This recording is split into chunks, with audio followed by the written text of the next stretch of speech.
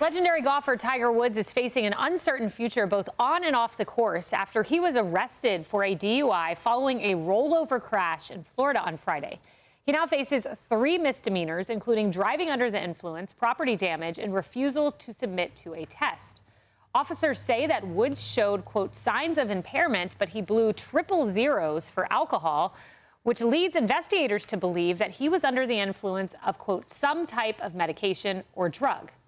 Now, this is Woods' 2nd arrest in the last 9 years and his 4th car crash dating back to 2009. You're looking at those incidents here. Now, Woods was also charged with a DUI in 2017 and suffered a near fatal crash in L.A. in 2021. You know, this is really sad, Emily. It was apparently a 30-mile-per-hour zone, and he clipped the back of a truck. Yeah, estimated at perhaps going 65 miles an hour. The common denominator of these crashes and vehicle incidents that Tiger's been involved in is excessive speeding, in addition to the impairment and allegations of impairment in this particular case. So apparently, he is extremely private, and that is why he does not want someone driving him so that they don't know his whereabouts and those kinds of things. But it seems to me that that vector has long become stale. And there are many people within the golf and pro athlete industries that are essentially calling on there to be accountability and for him to retire. And that, you know, when you look at things through the lens of 2026, I think, frankly, we've seen someone that is in a very unfortunate situation that we all pray for recovery and all of those things, but has been allowed to get away with many things that the average American and perhaps another athlete would not, including, by the way, many of those statements by people like Johnny Manziel, who are like, I didn't get away with one. That's the whole point. There was accountability in my case, calling for accountability here. But at the end of the day, all I can say is thank God that no one was injured, including him. But to that end about just taking the private car, I mean, I read the report from people that he's a private person, but Harris, after so many incidents, you'd think that'd be top of mind. Oh, please. People sign NDAs. You can pay somebody. It's not like he couldn't triple somebody's salary to say, keep your mouth shut and drive me to the 7-Eleven. I mean, give me a break. I don't think I even believe that. But let's just say it's true. It's ignorant.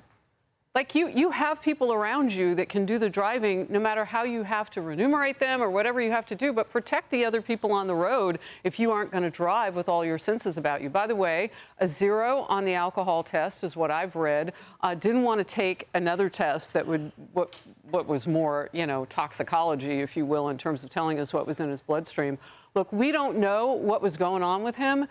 But clearly, if this is what keeps happening in your life, something is wrong, and I just hope he gets help. Maria, I mean, my phone lit up with the headline, and I thought, I mean, am I in a time machine? Like, it just felt like you went back in history. I mean, this is arguably the greatest golfer of all time, right? I mean, an incredible athlete. Next week is the Masters. There's still questions about whether he's actually going to try and play next week in the Masters, which is insane to think about.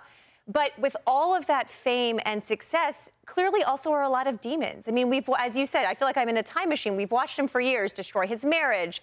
Now he's, you know, reconciled, you know, with the kids. His son is an amazing golfer.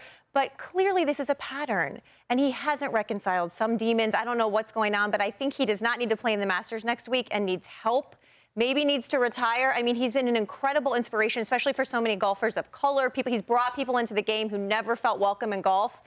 This is not what you want to see from him right now. Jeremy, it was supposed to be a comeback.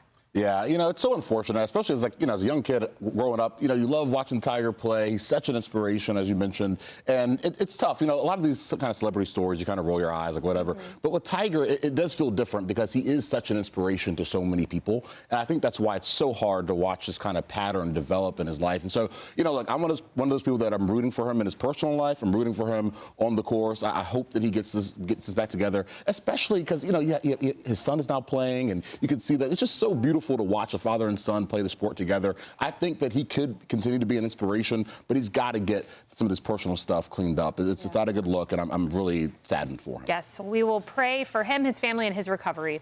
Hey, everyone, I'm Emily Campagno. Catch me and my co-hosts Harris Faulkner and Kaylee McEnany on Outnumbered every weekday at 12 p.m. Eastern, or set your DVR.